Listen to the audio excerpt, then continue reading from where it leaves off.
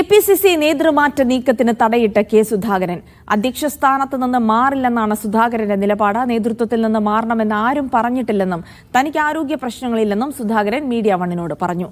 ജീവനുള്ള കാലത്തോളം കോൺഗ്രസിനെ നയിക്കും. സംഘടനാ തലത്തിൽ കേരളത്തിൽ ശക്തമാണെന്നും നേതൃമാറ്റമുണ്ടാകുമെന്ന വാർത്തയ്ക്ക് പിന്നിൽ ഗൂഢാലോചനയുണ്ടാകുമെന്നും സുധാകരൻ പറഞ്ഞു.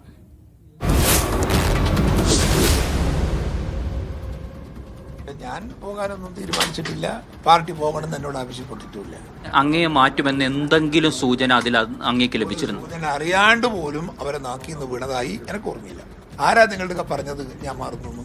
നേരിട്ട് ഒരു നേതാവും ഒരു സഹപ്രവർത്തകനും ഒരു നാട്ടുകാരനും ഒരു തൊഴിലാളിയും ഒരു മുതലാളിയും എന്നോട് പറഞ്ഞിട്ടില്ല. പാർട്ടി പറഞ്ഞാൽ എന്തും ചെയ്യും. രാജിവെക്കണോ രാജിവെക്കും, തുടരണോ തുടരും. ജീവനുള്ള കാലം വരെ കോൺഗ്രസ് പ്രസ്ഥാനത്തിന് വേണ്ടി എല്ലാം വിട്ടെറിഞ്ഞ് ഞാൻ പ്രവർത്തിക്കും. ഞാനിപ്പോഴും എനിക്ക് യാതൊരു പ്രശ്നവും, എൻ്റെ അസുഖമൊന്നും എനിക്കില്ല, അസ്വസ്ഥയൊന്നും എനിക്കില്ല.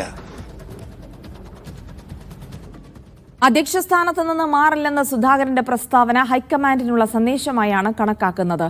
നേതൃമാറ്റം ഹൈക്കമാൻഡ് തന്നോട് ചർച്ച ചെയ്തിട്ടില്ലെന്ന സുധാകരന്റെ വാക്കുകളും കൃത്യമായ ലക്ഷ്യത്തോടെയുള്ളതാണ്. KR സാജു ഉണ്ട് വിവരങ്ങൾ നൽകാനായി. സാജു, കൃത്യമായി തന്നെ പറയുന്നുണ്ട്, അധ്യക്ഷ സ്ഥാനത്ത് നിന്ന് മാറാൻ പാർട്ടി ആവശ്യപ്പെട്ടില്ല, അക്കാര്യം ആരും ആവശ്യപ്പെട്ടില്ല, അത്തരമൊരു ചർച്ച നടന്നിട്ടില്ല എന്ന് തന്നെ സുധാകരൻ ഉറപ്പിച്ചു പറയുകയാണ്. സ്വാഭാവികമായും അന്തരീക്ഷത്തിൽ ഇപ്പോൾ ഉയരുന്ന ചർച്ചകൾ അത് KPCC നേതൃമാറ്റവുമായി ബന്ധപ്പെട്ടാണ്. അപ്പോൾ സുധാകരൻ ഇപ്പോൾ നടത്തിയിരിക്കുന്ന ഈ പ്രസ്താവന അക്ഷരാർത്ഥത്തിൽ വെട്ടിലാക്കുന്നത് ഹൈക്കമാൻഡിനെയാണ്.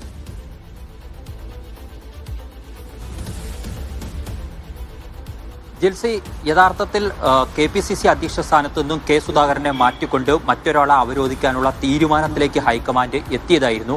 ആ ഘട്ടത്തിലാണ് കെ സുധാകരൻ ഹൈക്കമാൻഡിന് ചെക്ക് വെച്ചുകൊണ്ടുള്ള ഒരു സർജിക്കൽ സ്ട്രൈക്കാണ് ഇന്ന് യഥാർത്ഥത്തിൽ നടത്തിയിരിക്കുന്നത്.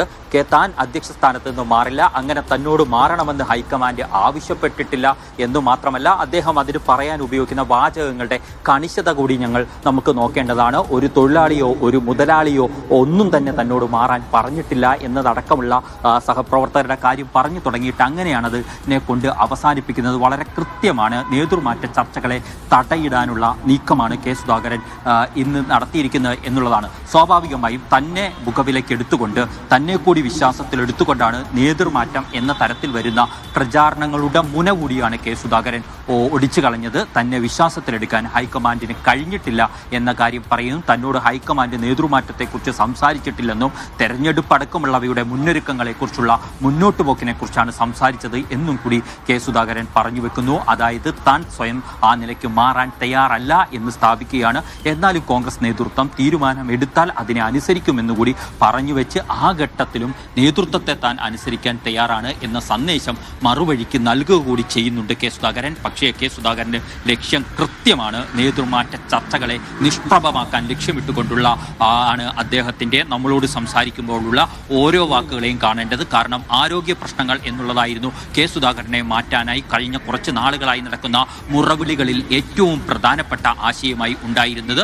തനിക്കൊരു വിധത്തിലുള്ള ആരോഗ്യ പ്രശ്നവുമില്ല, താൻ കരുത്തോടെ മുന്നോട്ട് കൊണ്ടുപോവുകയാണ്, പാർട്ടിയെ സെമി കേഡറാക്കുക എന്നല്ലേ തന്റെ ലക്ഷ്യം. 30% കൈവരിച്ചിരിക്കുന്നു. CUCകൾ അടക്കമുള്ളവ രൂപീകരിച്ചിട്ടുണ്ട്. തങ്ങൾക്ക് ഒരു ഘട്ടത്തിലും കടന്നു ചെല്ലാൻ കഴിയാത്ത തദ്ദേശ സ്ഥാപനങ്ങൾ അടക്കം കടന്നു ചെല്ലാൻ കഴിയുന്ന രീതിയിലുള്ള സംഘടനാ സംവിധാനത്തെ രൂപപ്പെടുത്തിക്കൊണ്ടിരിക്കുകയാണ് എന്ന് അവകാശപ്പെടുക കൂടി ചെയ്യുന്നതോടെ കെ സുധാകരന്റെ ലക്ഷ്യം വ്യക്തമാണ്. പക്ഷേ മറുഭാഗത്ത് ഇപ്പോഴും ഹൈക്കമാൻഡ് നേതൃമാറ്റ ചർച്ചകളുമായി മുന്നോട്ട് പോകുകയാണ്. 2 പേരിലേക്ക് കാര്യങ്ങൾ എത്തിയിരിക്കുന്നു. അത് ആന്റോ ആന്റണി, സണ്ണി ജോസഫ് എന്ന നിലയ്ക്ക് തന്നെ എത്തിയിട്ടുണ്ട്. അതിൽ ആന്റോ ആന്റണിക്കാണ് മുൻതൂക്കം. 2 പേരും കത്തോലിക്ക സഭയിൽ നിന്നുള്ളവരാ ആണെങ്കിലും ഗാന്ധി കുടുംബവുമായുള്ള അടുപ്പം ആന്റോ ആന്റണിക്ക് ഗുണകരമാകും എന്ന് തന്നെയാണ് പ്രതീക്ഷിക്കുന്നത്. പക്ഷേ സുധാകരൻ ഇപ്പോൾ നടത്തിയിരിക്കുന്ന നീക്കത്തിന്റെ അനന്തരഫലം എന്താകുമെന്ന് നമ്മൾ കാത്തിരുന്ന് കാണേണ്ടതാണ് ജിൽസി.